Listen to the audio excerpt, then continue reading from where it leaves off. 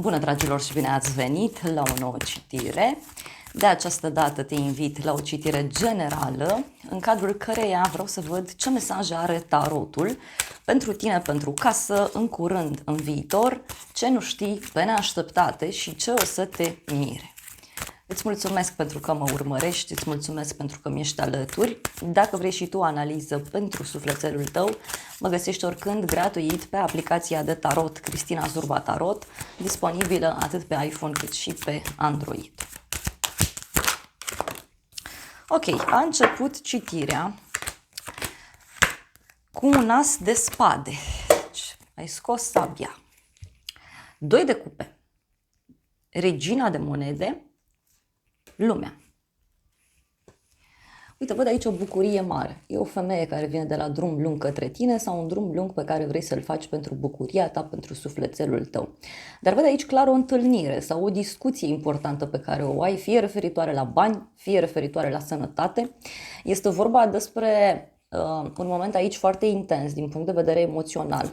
2 de cupe înseamnă o relație fericită, înseamnă o colaborare bună, o discuție de la suflet la suflet, dar parcă este și o perioadă aici în care îți selectezi cu foarte mare atenție persoanele din jurul tău. Da? Este și o perioadă în care te concentrezi mult pe partea de relații, relații de iubire, de prietenie, relația cu rudele. Hai să vedem. Pentru tine avem asul de spade, da? Am zis că scoți sabia. Este clar o perioadă în care vezi lucrurile mult mai clar. Sunt noi idei, noi principii pe care tu le pui în practică. Asul de spade vorbește și despre un nou început, da? O nouă ideologie de viață. Poate să fie aici și o perioadă în care ești pregătită să-ți faci o curățenie în viață sau pregătit. Văd adevăr. Văd sinceritate, claritate. Hai să vedem ce e cu asul de spade. E foarte multă rațiune aici, da? Nu văd multe emoții. Gândești lucrurile așa la rece. Ia să vedem. Ce trebuie să știm? Ei, asul de spade și cu inamicul. Se pare că ai rupt aici o legătură cu un inamic sau poate avea legătură și cu un moment în care ești mult mai dur sau mult mai dură, în legătură cu un personaj care nu e chiar atât de sincer, în legătură cu o persoană care poate, știu eu, ți-a făcut rău sau nu ți-a fost alături.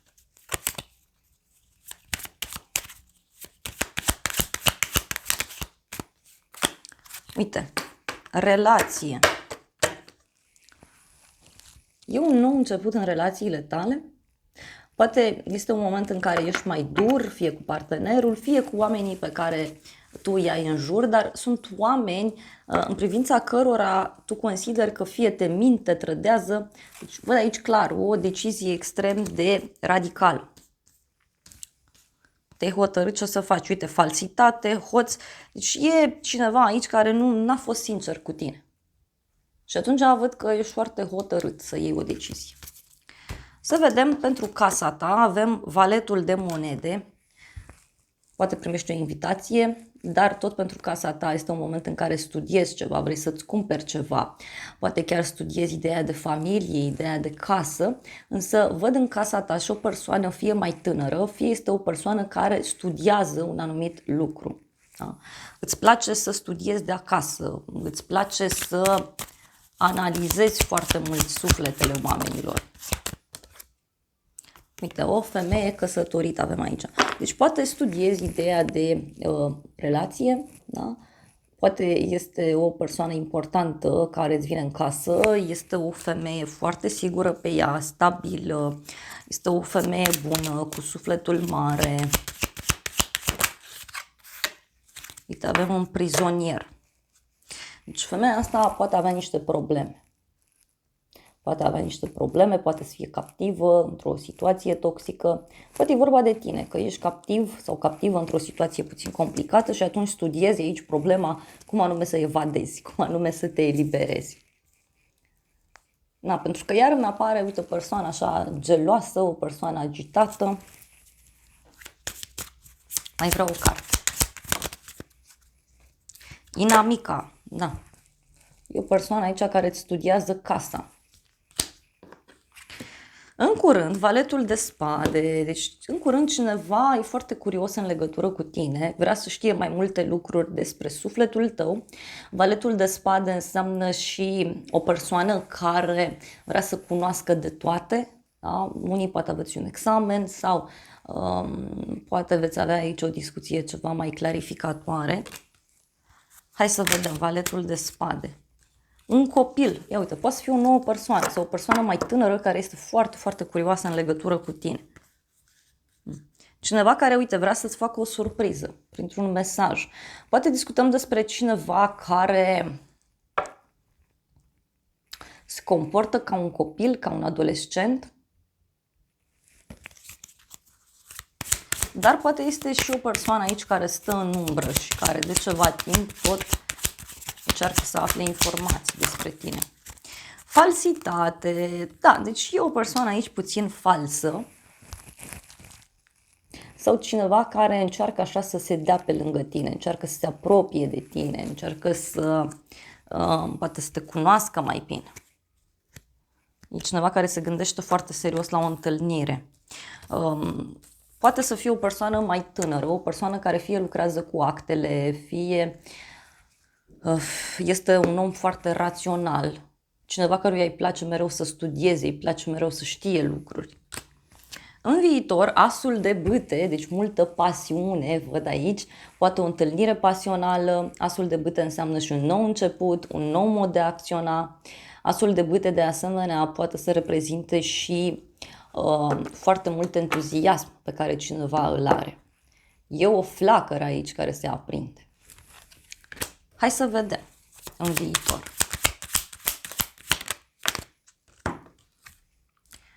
Ok, avem moartea și doctorul.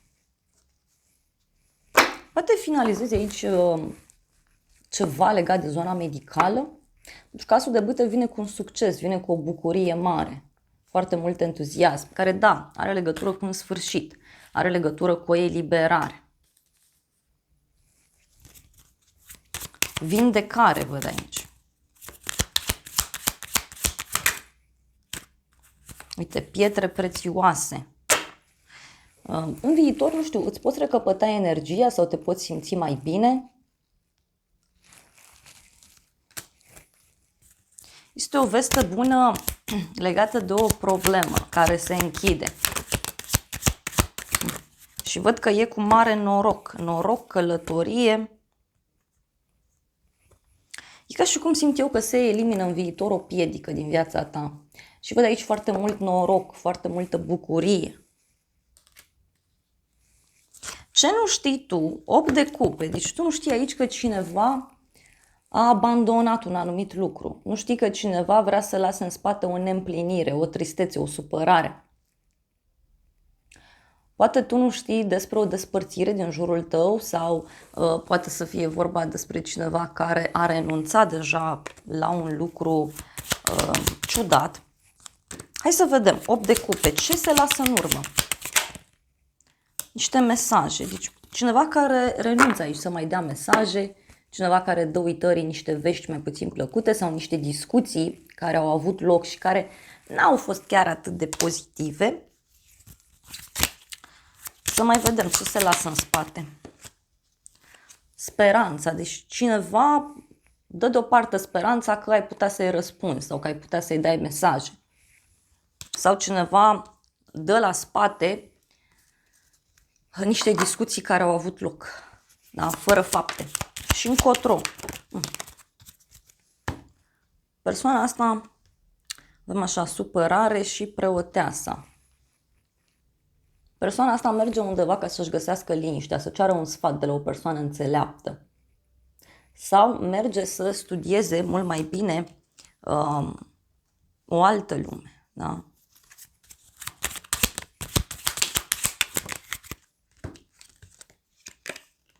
Militar și amantul. Deci,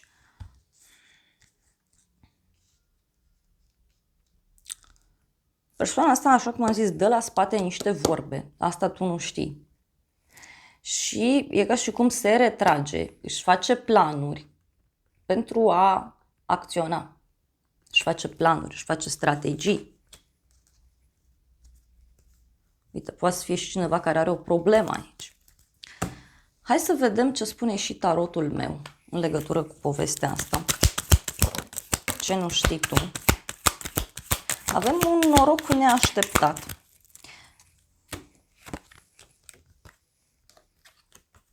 Drum lung și gelozie. Deci tu nu știi aici că cineva riscă foarte mult în legătură cu un drum lung. Poate este o persoană care este și geloasă. Poate e cineva de la drum.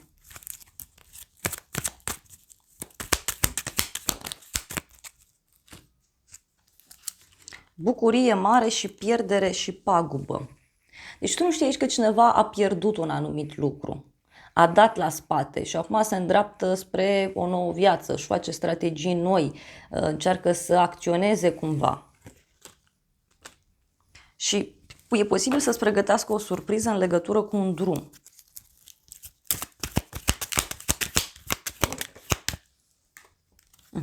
O veste despre final. Da? Deci, cineva aici se pregătește să-ți dea o veste despre final. Pe neașteptate steaua, o legătură cu zodia Vărsător, pe neașteptate un adevăr pe care îl afli, un noroc pe care îl ai, dar și o noutate extraordinar de plăcută care apare pentru tine. Hai să vedem despre ce e vorba.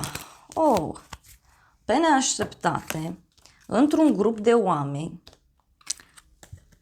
da, este cineva aici care se gândește foarte intens, e foarte gelos și care vrea să se apropie de tine. Poate să fie o persoană care face niște gesturi total nebunești.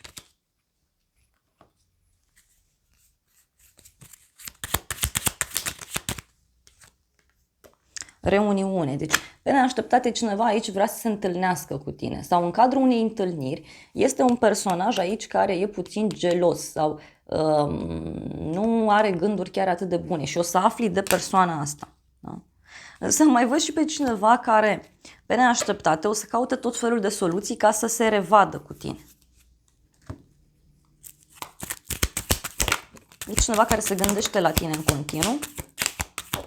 Și, uite, pe neașteptate ai așa, veste bună, bani mulți, cununie, relație și proces și judecată. Deci e cineva care e cu gândul la tine în continuu, fie persoana asta lucrează pe zona de online, fie are o activitate din aceasta nouă, da? Fie este vorba despre o persoană care e foarte nonconformistă din fire. Place foarte tare libertatea, place să facă doar ceea ce simte. Și de la persoana asta, uite, ai o surpriză. Și omul ăsta nu-și poate lua gândul. De la tine, de la proiect, de la ceva anume. Și pe neașteptate îți dă o veste bună, care poate avea legătură și cu un contract valoros sau poate avea legătură cu o relație serioasă, cu o decizie. Ca și cum omul ăsta zice, vine și zice, uite, gata, vreau ceva serios, vreau să fim împreună, vreau să facem ca lucrurile să meargă între noi. Pe neașteptate. O întâlnire. Ce o să te mire în toată povestea asta? Valetul de cupe. O invitație pe care cineva ți-o oferă. Valetul de cupe spune și despre o veste bună pe care o primești. Poate o invitație la dragoste. Dar ce o să te mire poate să fie și o nouă etapă într-un proiect, într-o relație. Mai văd aici și o nouă persoană pe care o poți cunoaște. Fie este o persoană mai imatură din punct de vedere emoțional, fie este o persoană mai tânără, ca și vârstă biologic vorbind. Hai să vedem. Ce o să te mire și cu personajul ăsta? Ce o să te mire? Cineva care scrie foarte mult, citește foarte mult, este o persoană intelectuală și avem aici o petrecere, o bucurie și o sumă mare de bani. Deci ce o să te mire este o veste extraordinar de bună privind o sumă de bani sau poate persoana asta te invite la o petrecere, persoana asta te invită undeva anume. primești o invitație ca să colaborezi cu cineva, primești o invitație ca să intri în contact cu o persoană dragă. Mai vreau o carte. Este vorba despre cineva care a pierdut ceva la viața sa. E un bărbat văduv aici, sau cineva care plânge după trecut, după o despărțire, după o firmă, după ceva.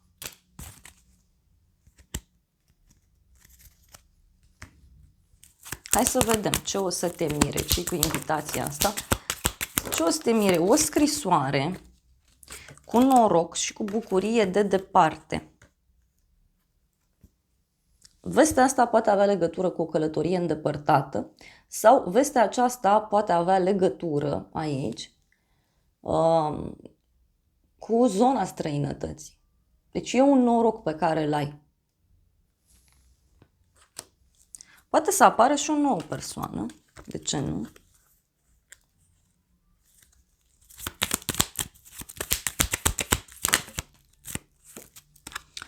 Surpriza e că cineva vrea să te revadă. Da? Fie vrea să te revadă pentru că are niște piedici, fie persoana asta încearcă să depășească aceste piedici de a te vedea prin tot felul de situații ciudate. Mai vreau o carte.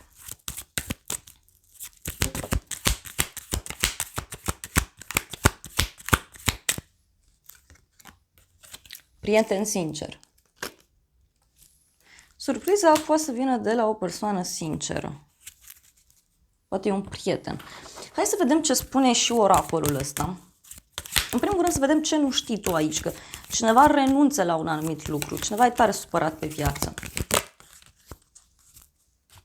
Ce nu știi tu? Avem transformare, mireasă, angajament, căsătorie. Deci poate e vorba despre o transformare mare, fie în relația cu partenerul, deci partenerul tău face niște schimbări despre care nu știi, sau e vorba de un cuplu din jurul tău care trece prin niște schimbări destul de mari.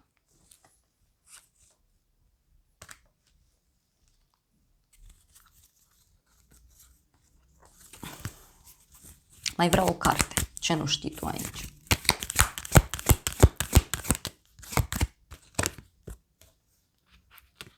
Sarcină, sănătate, distanță, călătorie. Deci un cuplu care vine de la drum. Sau, poate pentru unii, este vorba despre o călătorie care are loc. Hai să vedem pe neașteptate, ci cu invitația asta, cu bucuria asta, noutatea asta.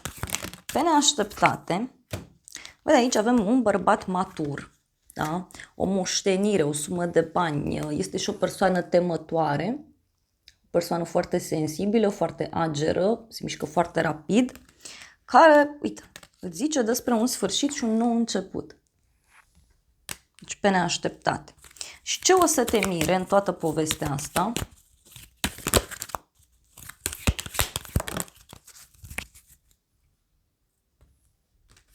Relocare, casă și pace. Deci aici o să te surprindă faptul că cineva te invită undeva și vrea să dea la pace cu tine, sau este vorba despre o veste bună aici care apare și care poate să țină de casă, familie, relocare. Cineva te invită să mergi undeva, să te muți undeva. Mai vreau o carte.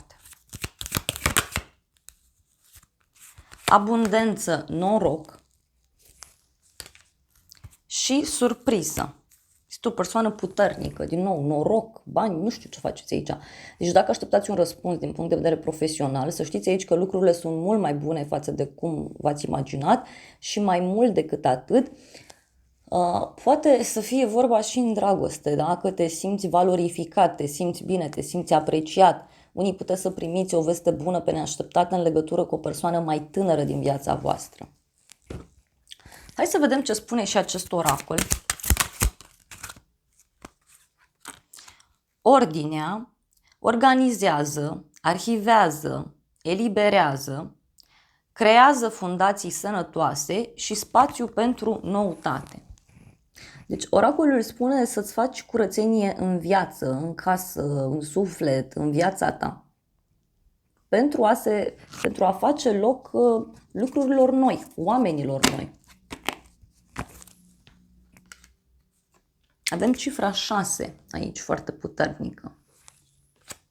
Puterea de acțiune. Elanul tău interior te îndeamnă la acțiune. Dacă îți asculți vocea interioară, vei merge în direcția cea bună.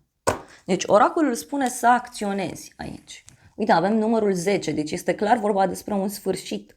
Ceva trebuie să ia sfârșit aici. Tocmai pentru a face loc acestor noi începuturi. Hai să vedem și acest oracol ce spune. Nu mai știu să fiu fără tine, spune cineva. Dacă ai nevoie de mine, doar sună-mă.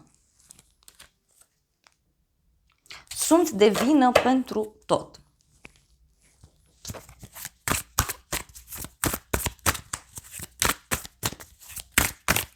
Mai vreau o carte.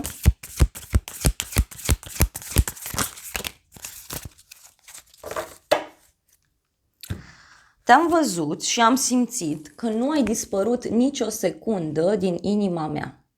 Și persoana asta spune, mi-a fost teamă să nu mă părăsești.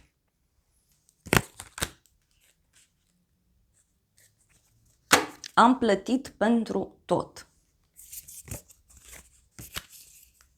Mi-a ajuns, nu mai pot, aș vrea să fim mai mult decât prieteni. Deci cineva aici vrea să reluați prietenia sau vrea din contra să spargeți bariera de prietenie. Uite, zice, te vreau în brațele mele.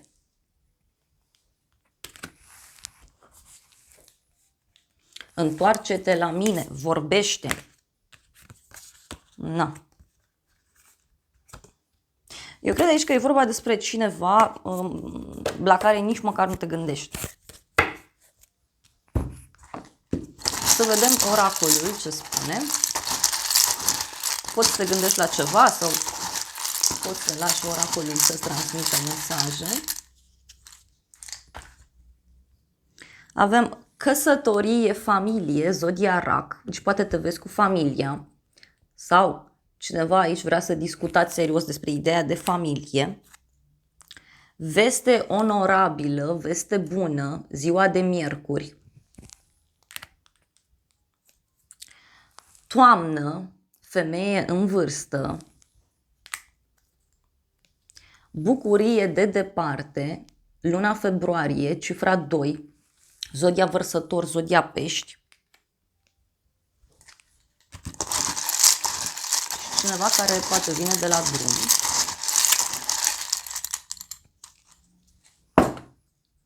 Vacanță, relaxare, anotimpul de vară.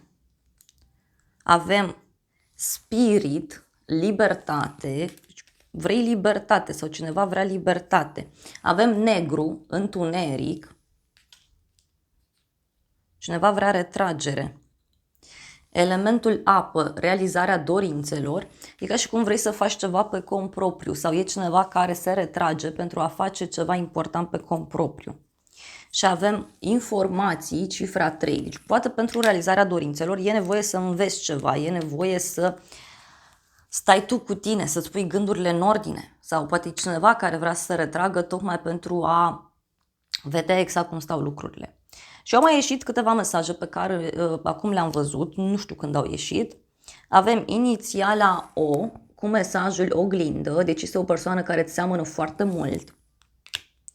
Avem Marte, planeta Marte, zodia Scorpion, zodia Berbec, este un bărbat aici sau o energie foarte puternică masculină, luptă, acțiune. Din nou, Berbec, idee nouă, inițiativă. Berbecul reprezintă un nou început, să știți. Scorpionul reprezintă un sfârșit. Deci poate să fie vorba despre un sfârșit, dar și despre un nou început. Puritate, anotimpul de iarnă. Și avem sfârșit, cifra 10, numărul 10. Da. Deci aici eu cred că apar niște schimbări, niște adevăruri pe care le vei vedea.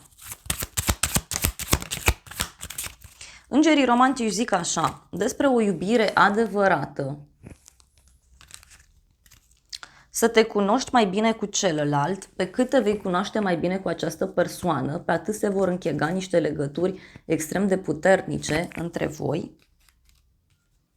Apoi avem așa, rămâi optimist asupra iubirii tale, asupra vieții tale, gândirea pozitivă îți aduce romantism.